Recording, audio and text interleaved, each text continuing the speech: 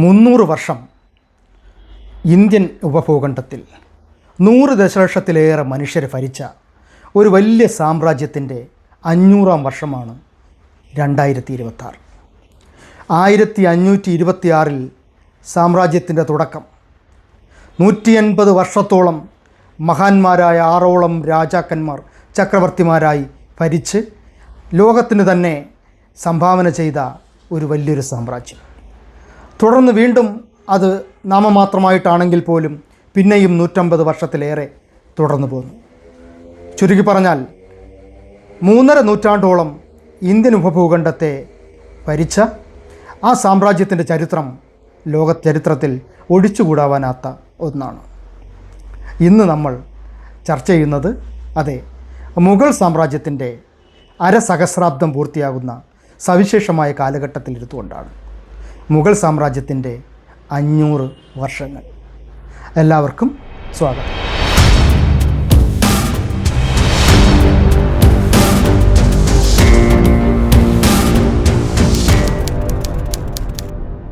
ഒന്ന് രണ്ട് വർഷങ്ങൾക്ക് മുമ്പ് ജയ്പൂർ സാഹിത്യോത്സവത്തിൽ ഒരു വിവാദമുണ്ടായി. മുഗൾ ടെൻ്റ് എന്നുള്ള ഒരു വേദിയുടെ പേര് ആയിരുന്നു അന്ന് വിമർശകരുടെ പ്രശ്നം. മുഗൾ എന്നു പറയുന്ന പേരിനോടൊപ്പം ചേരുന്ന പലതിനെയും ചരിത്രത്തെ നിരാകരിച്ചുകൊണ്ട് എതിർക്കുന്ന ഒരു സ്ഥിതിയിലേക്ക് ആധുനിക ഇന്ത്യയിലെ ചില ചർച്ചകൾ വഴിമാറിയപ്പോൾ ചരിത്രം ഒരു ജഡവസ്തുവാണോ അല്ലയോ എന്നുള്ളൊരു ചർച്ചയാണ് നമുക്ക് പ്രത്യേകിച്ച് ചരിത്രത്തിൽ കൗതുകമുള്ളവർക്ക് തോന്നുന്നത്. ചരിത്രം എന്തായാലും ഒരു ജഡവസ്തുവല്ല.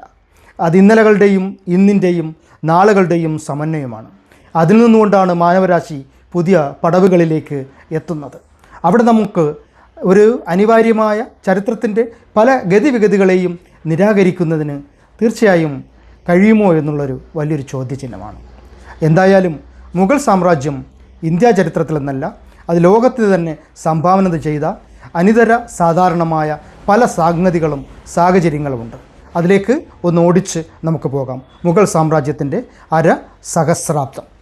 AD 1526, കൃത്യമായി പറഞ്ഞാൽ ഏപ്രിൽ 21-നാണ് ബാബർ എന്ന് പറഞ്ഞാൽ സാഹുറുദ്ദീൻ മുഹമ്മദ് ബാബറിൻ്റെ സൈന്യം അന്ന് വളരെ ചെറുതായിരുന്നു. അന്ന് സുൽത്താനേറ്റിലെ ഡൽഹി സുൽത്താൻ്റെ ഇബ്രാഹിം ലോധിയുടെ സൈന്യം യഥാർത്ഥത്തിൽ ബാബറിൻ്റെ സൈന്യത്തെ കണ്ട് ചിരിക്കുകയാണ് ചെയ്തത് എന്നാണ് പറയപ്പെടുന്നത്. ഇത്രയും ചെറിയ സൈന്യം കൊണ്ടാണ് സുൽത്താൻമാരെ തോൽപ്പിക്കാൻ വരുന്നത് എന്നുള്ളതാണ്. പക്ഷേ അവിടെ സുൽത്താൻമാർക്ക് പിഴച്ചുപോയി. കാരണം ബാബറിൻ്റെ പാരമ്പര്യം തന്നെ വളരെ പ്രധാനപ്പെട്ടതാണ്. അദ്ദേഹം പിതാവ് വഴി തുർക്കിയിലെ തിമൂറിൻ്റെയും മാതാവ് വഴി മംഗോളിയൻ ചെങ്കിസ് ഖാൻ്റെയും വലിയ ആയോധന പാരമ്പര്യം പേർന്നവരാണ്.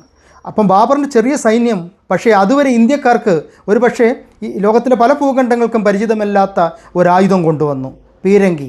ആ പീരങ്കിയുടെ പ്രകമ്പനത്തിൽ സുൽത്താൻ സൈന്യം ഛിന്ന ഭിന്നമായിപ്പോയി. 1526 ഏപ്രിൽ 21-ന് ബാബർ ആ സാമ്രാജ്യ സ്ഥാപനം ആ യുദ്ധത്തിൽ വിജയിച്ചുകൊണ്ട്, ഒന്നാം പാനിപ്പത്ത് യുദ്ധത്തിൽ വിജയിച്ചുകൊണ്ട് മുഗൾ സാമ്രാജ്യത്തിൻ്റെ അടിസ്ഥാന ശിലയിട്ടു. പക്ഷേ നിർഭാഗ്യമെന്ന് പറയട്ടെ, 4 വർഷമേ അദ്ദേഹത്തിന് ജീവിക്കാൻ കഴിഞ്ഞുള്ളൂ. ആഗ്രയെ ഒരു മനോഹരമായ ഒരു നഗരമാക്കി ആസൂത്രണം ചെയ്തു. കോൺസ്റ്റാന്റിനോപ്പിളിൽ നിന്ന് കൊണ്ടുവന്ന ഒരു ശില്പിയെ അദ്ദേഹം അതിനായിട്ട് ഉപയോഗിച്ചു. അദ്ദേഹം നല്ലൊരു ധീരനായിരുന്നു, പോരാളിയായിരുന്നു, ഒരു നഗരാസൂത്രണത്തെ സംബന്ധിച്ച് പ്രാഥമികമായ ധാരണയുള്ള ഒരു ഭരണകർത്താവായിരുന്നു. പക്ഷേ അദ്ദേഹത്തിന് വിധിവശാൽ ഭരണം 4 വർഷത്തിനപ്പുറം മുന്നോട്ട് കൊണ്ടുപോകാൻ കഴിഞ്ഞില്ല. പക്ഷേ അദ്ദേഹത്തിന് ശേഷം ഹുമയൂൺ വന്നു, അദ്ദേഹത്തിൻ്റെ മകൻ.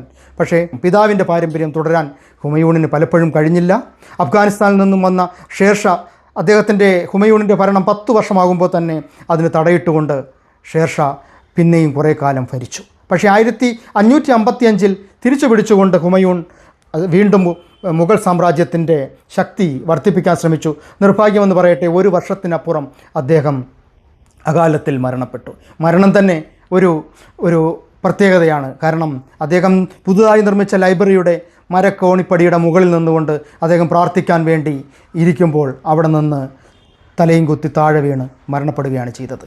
ജീവിതത്തിലും മരണത്തിലും ഉരുണ്ടു വീണ് കടന്നുപോയെന്നാണ് അദ്ദേഹത്തെക്കുറിച്ചുള്ളൊരു തമാശ. അദ്ദേഹം ആകെ നൽകിയ സംഭാവനയായിട്ട് പറയുന്നത് അക്ബറിൻ്റെ അച്ഛനായിരുന്നു എന്നുള്ളതാണ്. അക്ബർ മഹാനായ മുഗൾ ഭരണാധികാരിയായിരുന്നു. മുഗൾ സാമ്രാജ്യം എന്ന് പറയുന്നത് ലോകത്തിന് സംഭാവന ചെയ്തത് അത് ഭരണത്തിൻ്റെ കാര്യത്തിലും നയതന്ത്രത്തിൻ്റെ കാര്യത്തിലും സൈന്യത്തിൻ്റെ കാര്യത്തിലും നികുതി വ്യവസ്ഥയുടെ കാര്യത്തിലും വാസ്തുവിദ്യയുടെ കാര്യത്തിലും ഇനി കലാസാഹിത്യം മറ്റേത് രംഗത്തായാലും അതിൻ്റെ ഏറ്റവും പ്രധാനപ്പെട്ട കാലം 50 വർഷം ഭരിച്ച അക്ബറിനെയാണ്. മഹാനായ അക്ബർ എന്ന് അദ്ദേഹത്തെ, അതുകൊണ്ടാണ് അക്ബർ ചക്രവർത്തി എന്ന് നമ്മൾ വിളിക്കുന്നത്. വെറും 13-ാം വയസ്സിലാണ് അക്ബർ അധികാരത്തിലേക്ക് വരുന്നത്. 13-ാം വയസ്സിൽ വന്ന് 50 വർഷം ഭരിച്ച അക്ബർ സാമ്രാജ്യ വിസ്തൃതി ഏറ്റവും വലുതാക്കി. അന്ന് ലോകത്ത് അത്രയും വലിയൊരു പ്രവിശ്യ ഭരണം തന്നെ ഇല്ല. അതായത് കാശ്മീർ മുതൽ തെക്ക് ഡെക്കാൻ വരെയുള്ള വിശാലമായ ഭൂമി മുഴുവനും മുഗൾ സാമ്രാജ്യത്തിന് കീഴിലാണ്. ഡൽഹി പിടിച്ചു. അതോടൊപ്പം മാൾവയും ഗോണ്ട്വാനയും രജപുത്താനയും ബംഗാളും എല്ലാം കീഴടക്കി. അദ്ദേഹം ഒന്നാം തരം സൈന്യത്തിൻ്റെ നേതാവായി മാറി. അദ്ദേഹം സൈന്യാധിപനായി വെച്ചത് തന്നെ ഒരു രജപുത്ര സൈന്യാധിപനെയാണ്. അദ്ദേഹത്തിൻ്റെ നമുക്കെല്ലാവർക്കും അറിയാം രാജാ മാൻസിംഗ്. അതിൽ തന്നെ അദ്ദേഹത്തിൻ്റെ നയതന്ത്രവും വ്യക്തമാണ്. അക്ബറെ നമ്മൾ ലോകം മാനിക്കുന്നത് ഒരു ധീരനായ സൈന്യാധിപ അല്ലെങ്കിൽ ചക്രവർത്തി എന്നതിനപ്പുറം അദ്ദേഹം മറ്റു പലതിനുമാണ്. അതായത് ഇന്ന് ആധുനിക ഇന്ത്യ ഇന്നും നമ്മൾ മനസ്സിൽ കൊണ്ടു നടക്കുന്നൊരു സഹവർത്തിത്വം, മതത്തിനതീതമായിട്ടുള്ളൊരു ഏകത, ഒരു ബഹുസ്വരത, അതിൻ്റെ ആദ്യത്തെ ബീജം സൃഷ്ടിച്ചത് അക്ബറാണ്. അക്ബർ മതത്തിനപ്പുറം രാഷ്ട്രത്തെയും മതത്തെയും രാജ്യഭരണത്തെയും വേറിട്ട് നിർത്തിക്കൊണ്ട് തന്നെ കൊണ്ടുപോയി. അക്ബർ മാൻസബ്ദാരി സിസ്റ്റം സൈന്യത്തിൽ കൊണ്ടുവന്നു. അതോടൊപ്പം അദ്ദേഹം ജാഗിർദാരി സിസ്റ്റം നികുതി വ്യവസ്ഥയിൽ കൊണ്ടുവന്നു. കൊളോണിയൽ ഭരണത്തിലും പോസ്റ്റ് കൊളോണിയൽ ഭരണത്തിലും അതിൻ്റെ പല കാര്യങ്ങളും എടുത്തുകൊണ്ടാണ് ഇന്ന് ആധുനിക ഭരണകൂട വ്യവസ്ഥകൾ ഒരു നിർമ്മിതിയിലേക്ക്, പലപ്പോഴും നിയമനിർമ്മിതികളിലേക്ക് എത്തിയത്. അക്ബറിൻ്റെയൊക്കെ പ്രാക്തനമായ ഭരണവ്യവസ്ഥകളുടെ രൂപങ്ങൾ അതിന് സംഭാവന ചെയ്തു എന്ന് പറയുന്നത് കൊണ്ടാണ് അക്ബർ മഹാനായി മാറുന്നത്. ദിനിലാഹി എന്ന മതം അദ്ദേഹം മതങ്ങൾക്കപ്പുറം ഫത്തേപൂർ സിക്രി എന്ന് പറയുന്ന നഗരത്തിൽ നിരന്തരമായ മതസമ്മേളനങ്ങളാണ്. അന്ന് നമ്മൾ ആലോചിക്കണം, ലോകത്ത് പ്രാക്തനമായ ഗോത്രമതങ്ങൾ വെറിയോടുകൂടി പൂണ്ടു നിൽക്കുന്ന കാലത്ത്, ആധുനികമായ മൂല്യങ്ങളൊന്നും വരാത്ത സമയത്ത് എങ്ങനെയാണ് മതങ്ങൾക്കപ്പുറം മനുഷ്യത്വത്തെ കാണുക?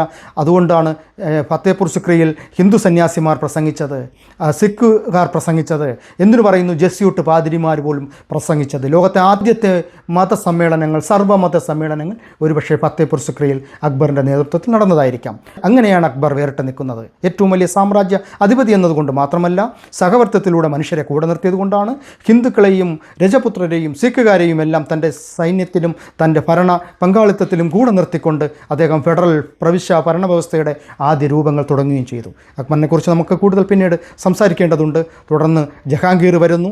അദ്ദേഹവും അക്ബറിൻ്റെ പാതകൾ പിന്തുടർന്ന് കുറേയൊക്കെ രീതിയിൽ മതേതരത്വത്തെ സംരക്ഷിച്ചു കൊണ്ടുപോയി സാമ്രാജ്യ വിസ്തൃതിയിലും ശ്രദ്ധ കേന്ദ്രീകരിച്ചു. പക്ഷേ തുടർന്ന് വന്ന ഷാജഹാൻ വളരെ പ്രശസ്തനാണ്. അദ്ദേഹം ഒരു സൗന്ദര്യാരാധകനായിരുന്നു.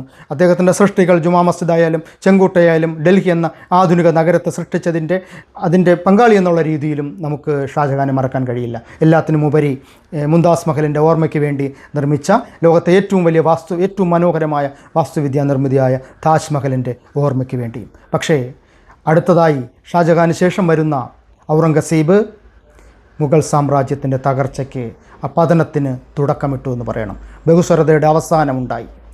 മതത്തിൻ്റെ ഒരു മുഗൾ ഭരണാധികാരി എന്നതിനപ്പുറം ഒരു മുസ്ലിം ഭരണാധികാരിയായി മാറുകയും അദ്ദേഹം ആ മതവെറിയുടെ നികുതി ജസിയ വീണ്ടും കൊണ്ടുവരികയും ഹിന്ദുക്കളുടെ ക്ഷേത്രം മുഴുവനും നശിപ്പിക്കുകയും എന്നും മുഗൾ സാമ്രാജ്യത്തിന് താങ്ങും തണലുമായി നിന്ന രജപുത്രരെയും സിഖുകാരെയും എല്ലാം വെറുപ്പിക്കുകയും ചെയ്തുകൊണ്ട് അദ്ദേഹം മറ്റൊരു മതഭ്രാന്തിൻ്റെ ഭരണകൂടത്തിലേക്ക് കടക്കുകയും അങ്ങനെ മുഗൾ സാമ്രാജ്യത്തിൻ്റെ അവസാനത്തിൻ്റെ തുടക്കമാവുകയും ചെയ്തു. എന്നിരുന്നാലും അക്ബർ പണിത അടിത്തറ അത്രമേൽ ഉറപ്പായിരുന്നതുകൊണ്ട്, അത്രമേൽ ഒരു മനോഹരമായിരുന്നതുകൊണ്ട് വീണ്ടും 1.5 നൂറ്റാണ്ടോളം ആ സാമ്രാജ്യം മുന്നോട്ട് പോയി. ഒരുപക്ഷെ അവസാനത്തെ നാമമാത്രമായ ഭരണാധികാരികൾ ബ്രിട്ടീഷുകാരുടെ കരം മാത്രം കൊണ്ട് ജീവിച്ചു പോന്ന, അവരുടെ പെൻഷൻ കൊണ്ട് മാത്രം ജീവിച്ചു പോന്ന ബഹദൂർ ഷാ രണ്ടാമനെ പോലെയുള്ള ഭരണാധികാരികൾ, അവസാനത്തെ ഭരണാധികാരികൾ വരെ ഉള്ളവർ, 19 ഭരണാധികാരികളിൽ നമ്മൾ ഈ പറയുന്ന 6-7 പേര് മാത്രമാണ് പ്രശസ്തർ. ബാക്കി എല്ലാവരും നാമമാത്രമായ അധികാരങ്ങളോടുകൂടി കടന്നുപോയവരാണ്. അങ്ങനെ ആ ഭരണകൂടം അവസാനിച്ചു. പക്ഷേ അവരുടെ സംഭാവനകൾ ഒരിക്കലും അവസാനിക്കില്ല. അത് ഏതൊക്കെ രംഗങ്ങളിലാണെന്നുള്ളത് വിശദമായി നമുക്ക് സംസാരിക്കേണ്ടതുണ്ട്. എന്നിരുന്നാലും മുഗൾ സാമ്രാജ്യം അതിൻ്റെ 500-ാം വർഷത്തെ ഓർമ്മിപ്പിക്കുമ്പോൾ അത് ഇന്ത്യ എന്ന രാഷ്ട്രശില്പത്തിൻ്റെ ആദിമ രൂപം നിർമ്മിച്ചു എന്നുള്ളതിനപ്പുറം ബഹുസ്വരതയുടെ പാഠങ്ങൾ ഇന്ത്യക്ക് പഠിപ്പിച്ചു, അത് ലോകത്തിനും പഠിപ്പിച്ചു എന്നതിനപ്പുറം അവർ നിർമ്മിച്ച വാസ്തുവിദ്യയുടെ, മനോഹരമായ ഉറുദു ഭാഷയുടെ, ഹിന്ദുസ്ഥാനി സംഗീതത്തിൻ്റെ, ബിരിയാണി പോലെയുള്ള ഭക്ഷണത്തിൻ്റെ, അങ്ങനെ ഒരുപാട് സംഭാവനകൾ ഇന്ന് ഇന്ത്യക്കും ലോകത്തിനും മറക്കാൻ പറ്റാത്തത് നൽകിയതാണ്. ചരിത്രത്തെ നിരാകരിച്ചുകൊണ്ട് നമുക്ക് മുന്നോട്ട് പോകാൻ പറ്റില്ല.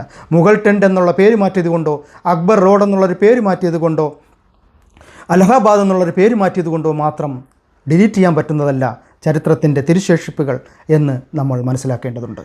മുഗൾ ഭരണകൂടം അരസഹസ്രാബ്ദം ആഘോഷിക്കുമ്പോൾ തീർച്ചയായും നമ്മൾ ചരിത്രത്തെ ഓർമ്മിക്കേണ്ടതുണ്ട്, പഠിക്കേണ്ടതുണ്ട്. നമസ്കാരം.